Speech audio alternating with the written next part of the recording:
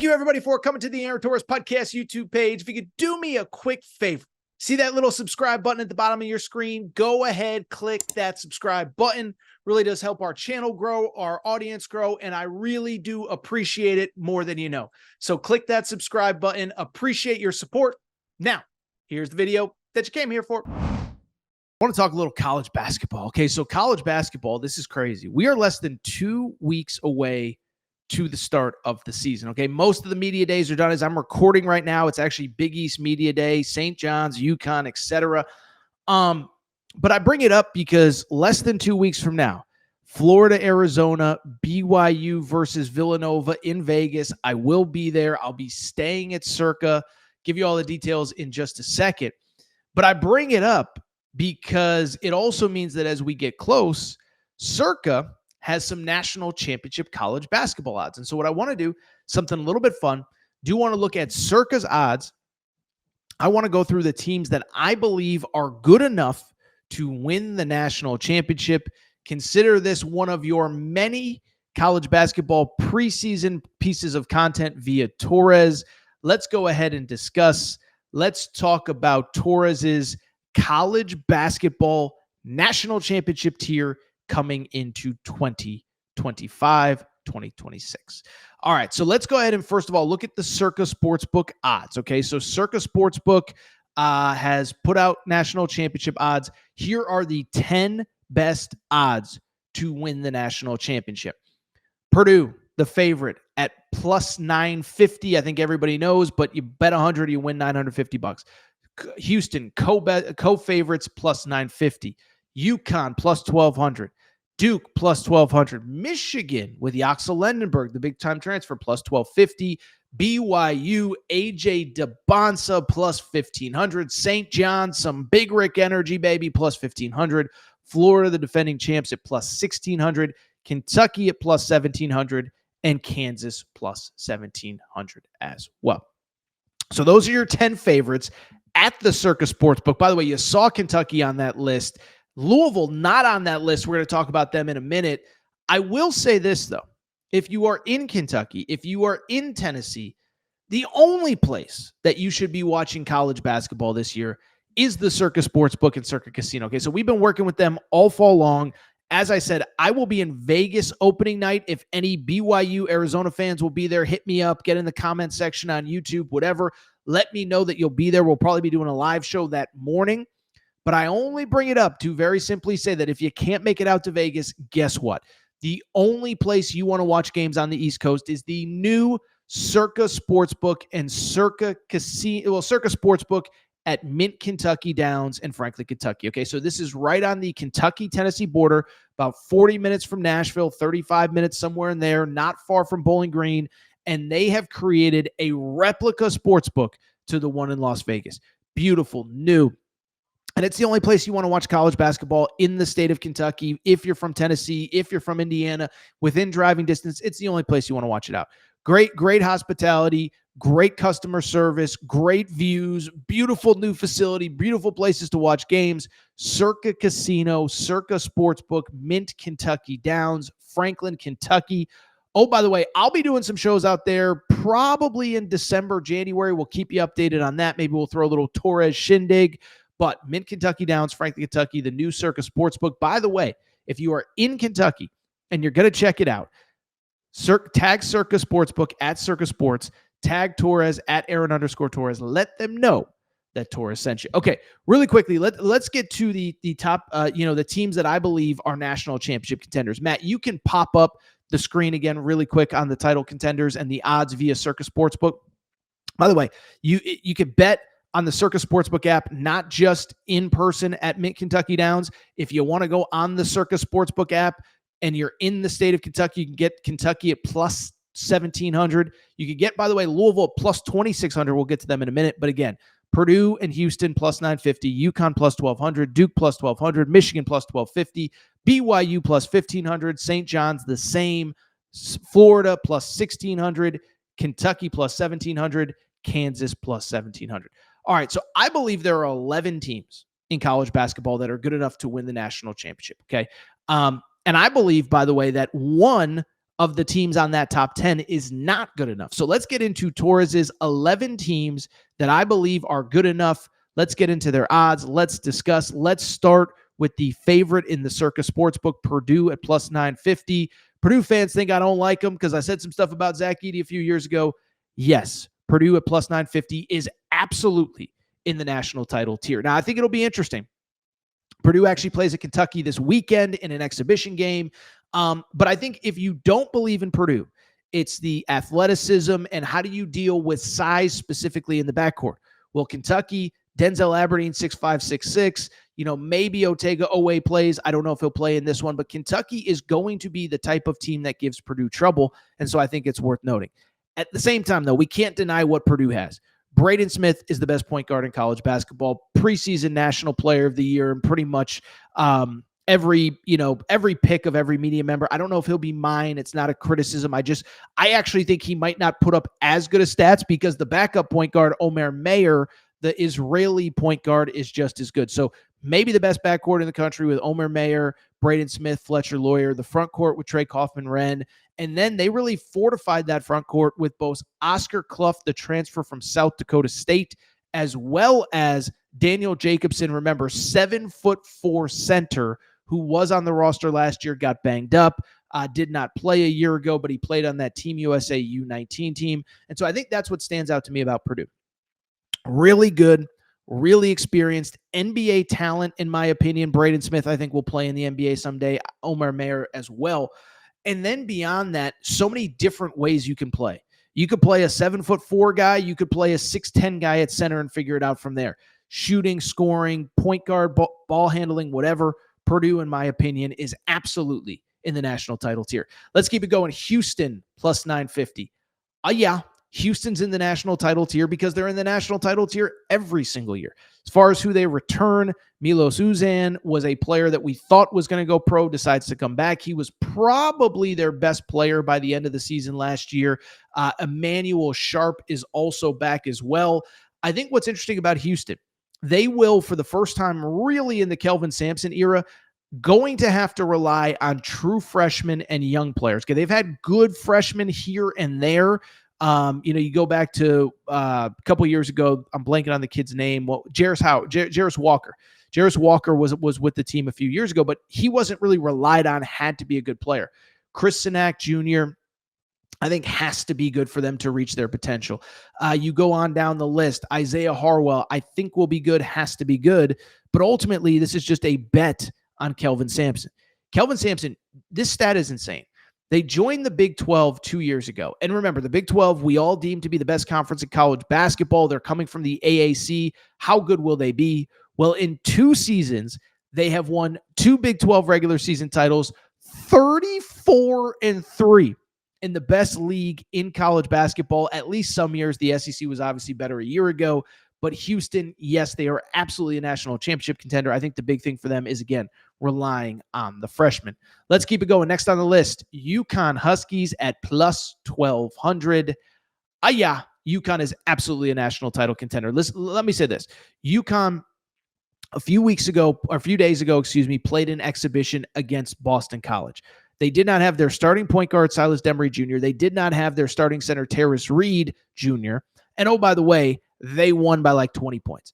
The thing that I actually saw a little bit of calm from Dan Hurley. Now, Dan Hurley's never going to be calm, but I thought last year, I think he realized pretty early, I don't got the dudes that I've had in the past, and I don't know if he was trying to fire up the team, if he was trying to fire up the crowd, if he was trying to fire up himself, I don't know.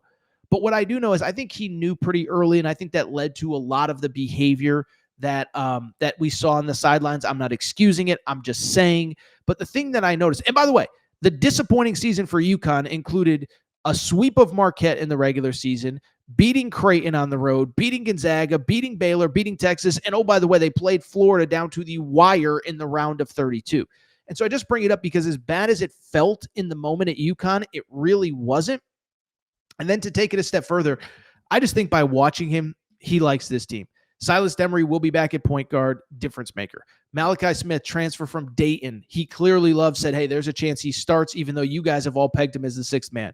Braylon Mullins played well in the exhibition, former McDonald's All-American, Indiana Basketball Player of the Year.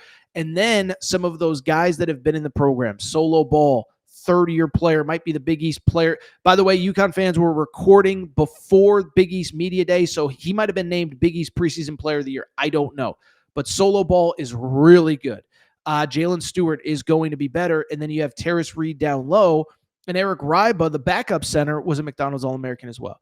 So UConn, I could tell that Dan Hurley, I think he feels a little bit different about this team than maybe he has in the past.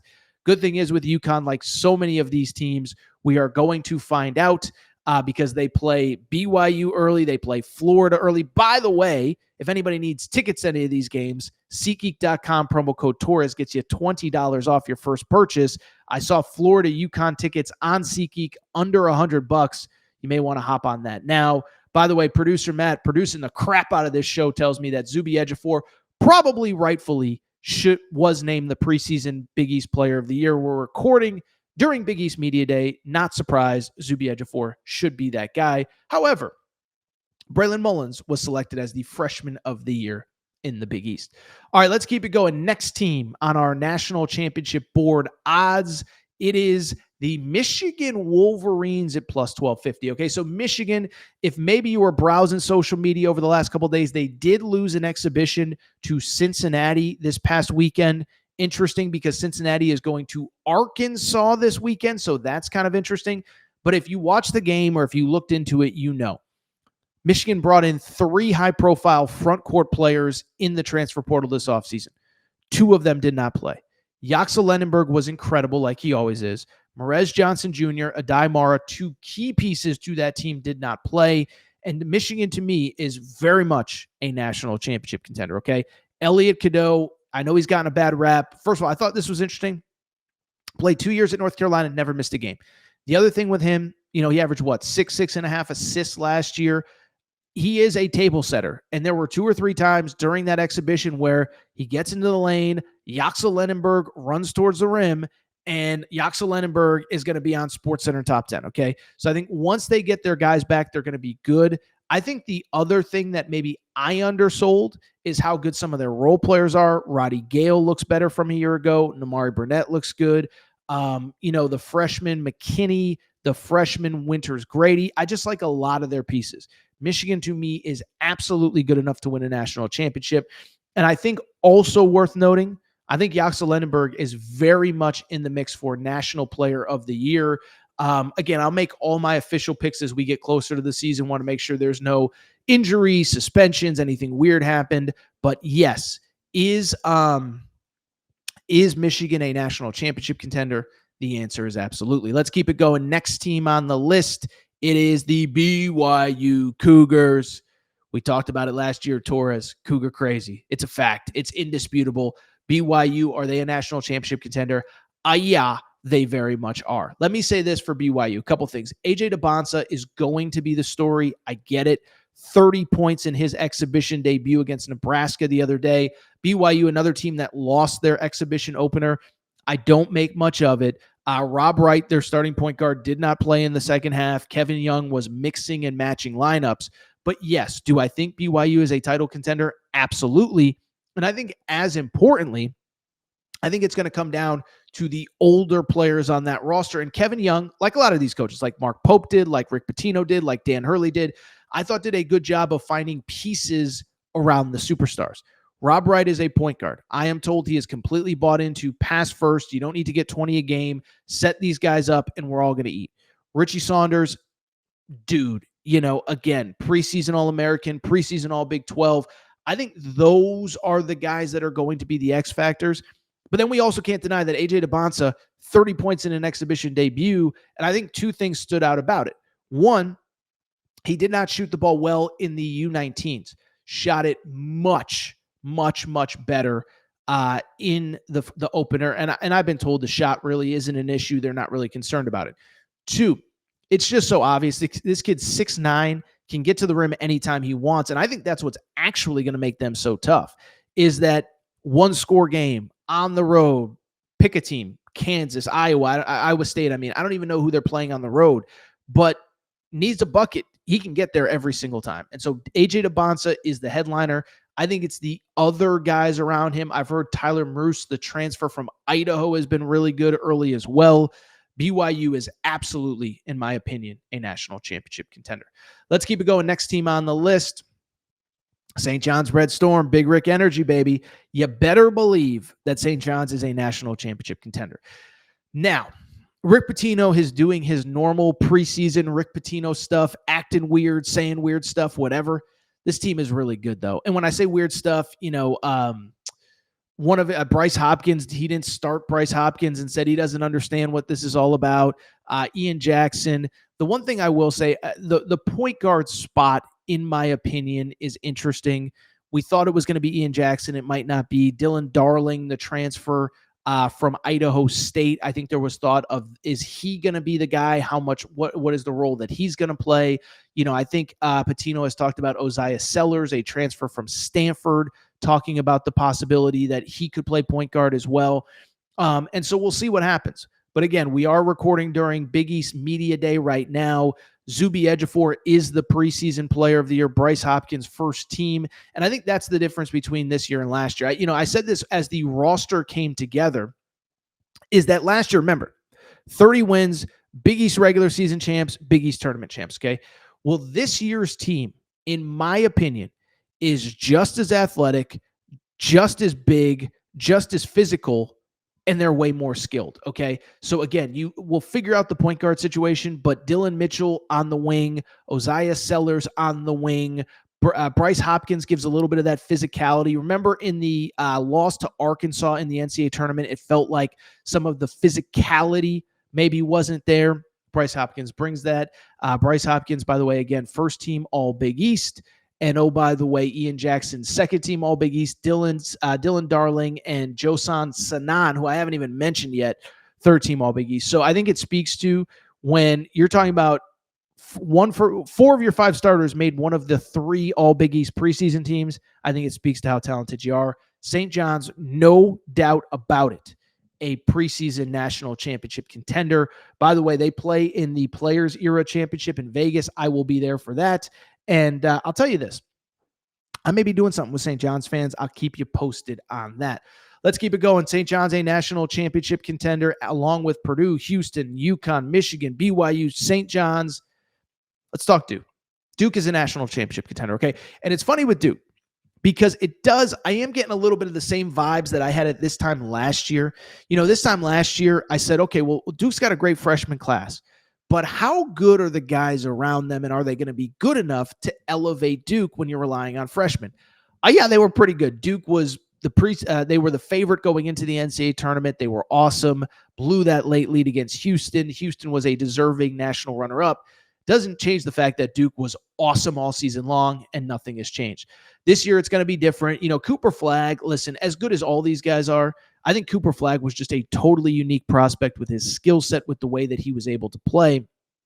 And you can't replace Cooper Flagg, and you're not going to replace Cooper Flagg even with a player as good as Cam Boozer. Cam Boozer is the 5-star McDonald's All-American. For people who maybe just starting to catch up on college basketball again, Cam Boozer, AJ DeBonsa, and then also Darren Peterson, the point guard from Kansas. Those are the three that everybody kind of agrees are a step above everybody else in the freshman class. I only bring it up because he's there. His brother, Caden Boozer, will be the point guard.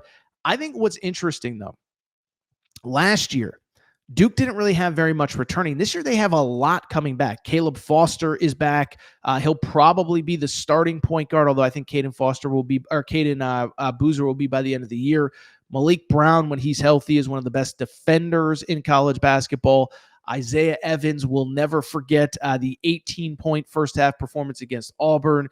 And oh, by the way, I think Patrick Gongba and also Darren Harris were guys that were a little bit undervalued on last year's team that we maybe didn't realize at the time were so good. So Duke, to me, it starts with Cam Boozer, but I actually think it's about the vets. By the way, I didn't even mention Dame Sarr. I like a lot too. So you have Dame Sarr on the wing. You have Isaiah Evans on the wing. Again, you got to figure out, is Caleb Foster or Caden Boozer the point guard? But is Duke good enough to win the national championship? They are. They are plus 1,600 in the Circa Sportsbook. Let's keep it going. A couple more teams. I have given you 4, 5, 6, 7, 8 teams that I believe can win the national championship. The Florida Gators at plus 1,600 are another one. Now, I think Florida fans may be a little bit surprised because I tweet that went very viral in the Florida community, basically saying that I believe that Florida, Alex Condon's back, Ruben Chinielu's back, Micah Hanlongton's back. But I will say, and I've said this all fall, I know that Tommy Hawk and Alex Condon statistically played very well together last year, but Tommy Hawk to me is more of like a 4 than a 3, and I just wonder how that works. I trust Todd Golden. To me, it's the backcourt, though. Xavier Lee, you can say all the right things about what he did at Princeton. It is still a huge step up. And I think there are guys that physically are stepping up from another level that maybe can step right in, and the physicality is of no issue to them. I mean, you go back to last year with Florida. I thought Elijah Martin, you see Elijah Martin in person, like this dude's a beast, and he stepped in and had no problem in the SEC. I don't think it's going to be as smooth for Xavier Lee. So I bring it up because Xavier Lee, to me, is a question mark. And then Boogie Fland, we've talked about him a million times. Wish him well. I thought that his injury wasn't the only reason that Arkansas had success late in the year, but I do think he has to prove to everyone that he can play winning basketball. Now, if he couldn't play winning basketball, Todd Golden doesn't take him, but I think it will be interesting to follow. I think Florida is one of those teams, by the way. I think it's going to be a work in progress early. Find me in mid-February about them because they are going to be, I think, get better as the season goes on, as Boogie Fland gets more comfortable. I like Florida, and yes, I do think they are a national championship contender. Let's keep it going. I've given you 8 teams. Let's go ahead and give you the 9th. The Kentucky Wildcats. Can Kentucky win it all? The answer is yes, of course they can win it all. Are you kidding me? Have you seen that roster? I actually am a little higher on Kentucky than some. They were number 9 in the preseason poll, I want to say. I had them number 3 in my final poll behind Purdue and Houston. Now, there are questions. One, the health of Jalen Lowe. Jalen Lowe, point guard, got hurt in the blue-white game. Different conversation for a different day if we should even still be doing the blue-white game. That's kind of an inter-squad scrimmage that's open to the public. When you have Purdue and Georgetown coming in for exhibitions, I don't know that we need to be doing an extra thing. That's just me. Whatever, who cares? Doesn't really matter. What does matter is he's going to come back at some point. He's going to be really good. And I think, to me, like, all the other pieces are there. Otega Oweh is the preseason SEC Player of the Year. Jaden Quaintance is going to come back. He said on this show he hopes to be back, for the start of the season. But I think by SEC play, it feels safe to say that he will be back. The guy that I love, Mo Diabate, is just a physical freak. I think he's going to be a fan favorite. Plays so hard, does all the little things, the glue guy, and then all the other pieces that they have. And I'm going to forget guys. I don't need everyone in the comment section. Torres, you didn't talk about this guy. I'm going to forget some people, okay? But Colin Chandler, I've said from day one, I think he's an NBA player at some point. He's going to be better. Trent Noah, maybe the best shooter in the SEC. Again, you go down the list. If it clicks for Cam Williams, he's an NBA player. We'll see if he gets there. Probably not this year, but maybe in the coming years. Just so much talent. Brandon Garrison will obviously start at center spot until Jaden Quaintance comes back. I will be curious how Mark Pope handles that situation.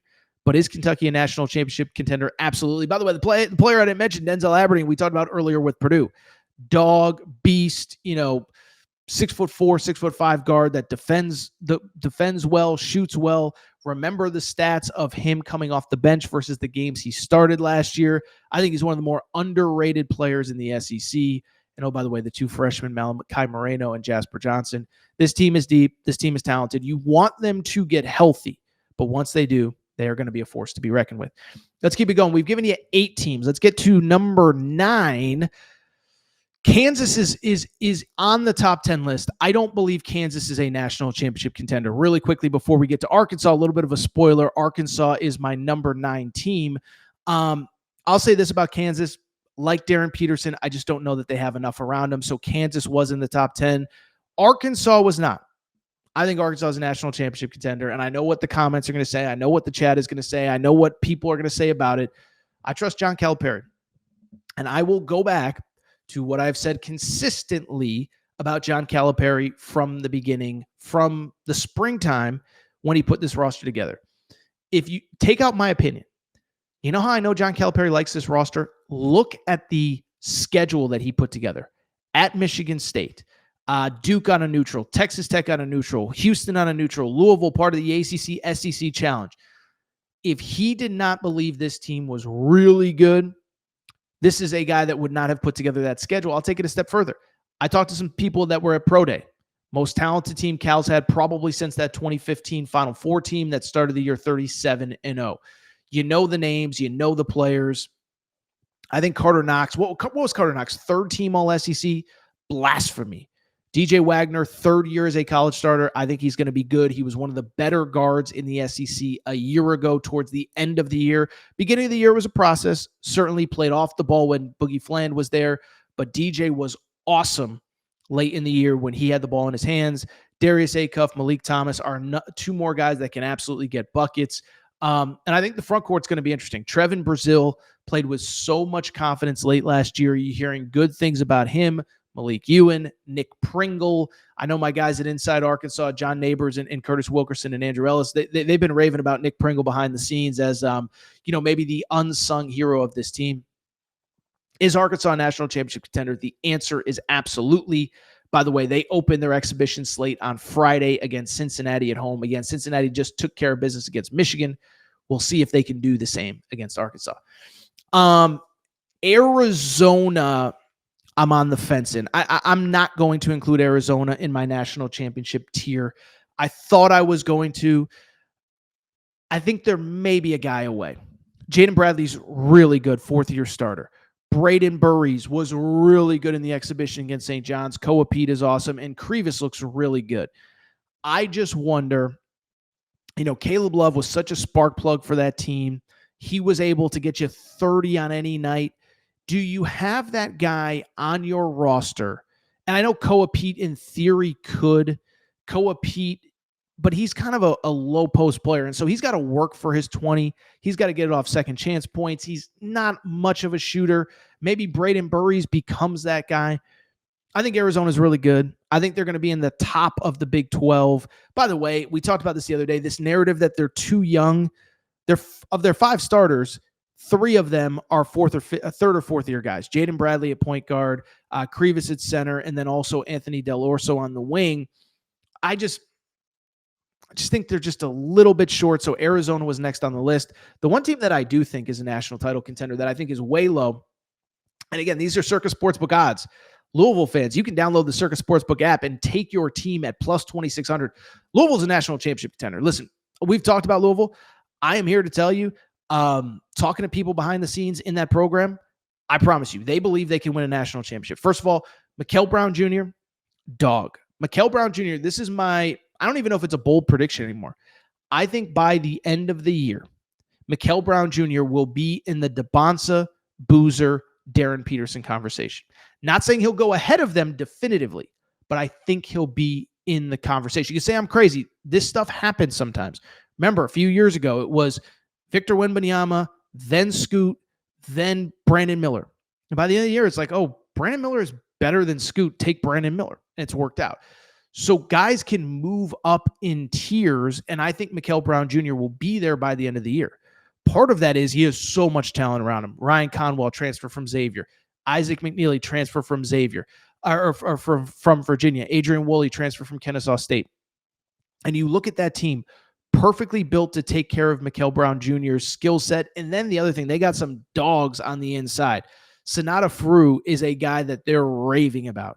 German guy, older guy. He's like 22 years old. He's played overseas. That's allowed now, according to the NCAA.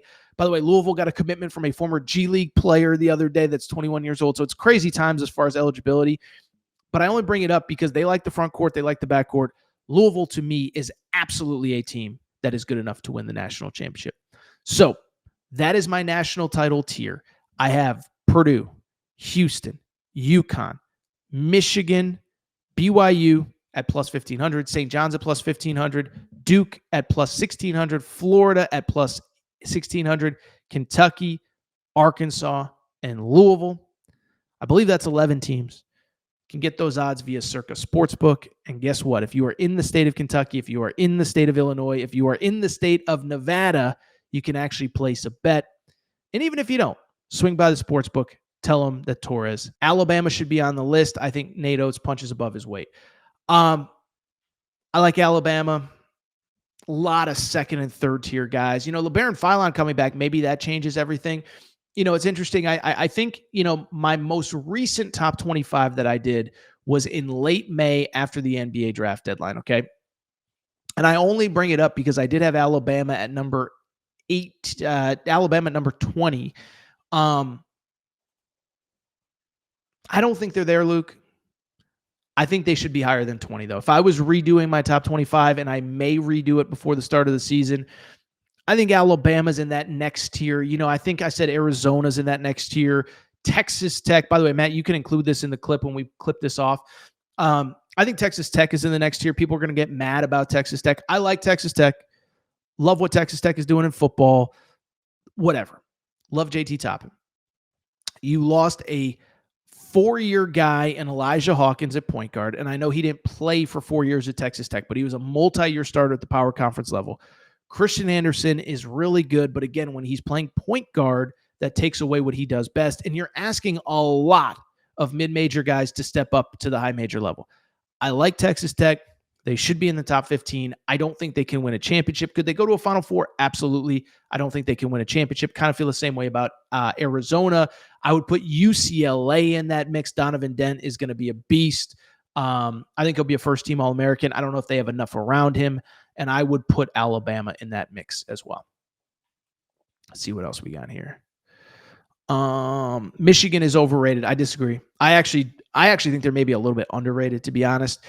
What it's going to come down to is, can Elliot Cadeau, when you play these big teams, Elliot Cadeau could not do anything against Duke last year because Duke's guards were all 6'5", 6'6".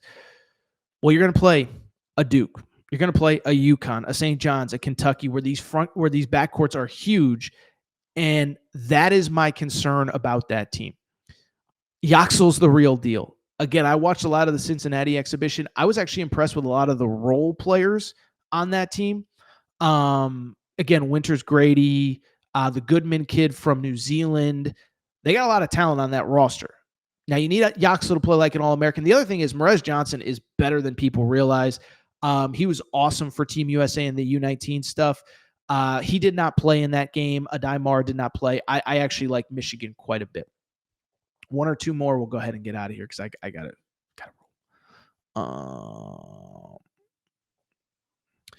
Kentucky and Florida, best teams in the SEC, then should be a decent gap between the next teams. Completely disagree.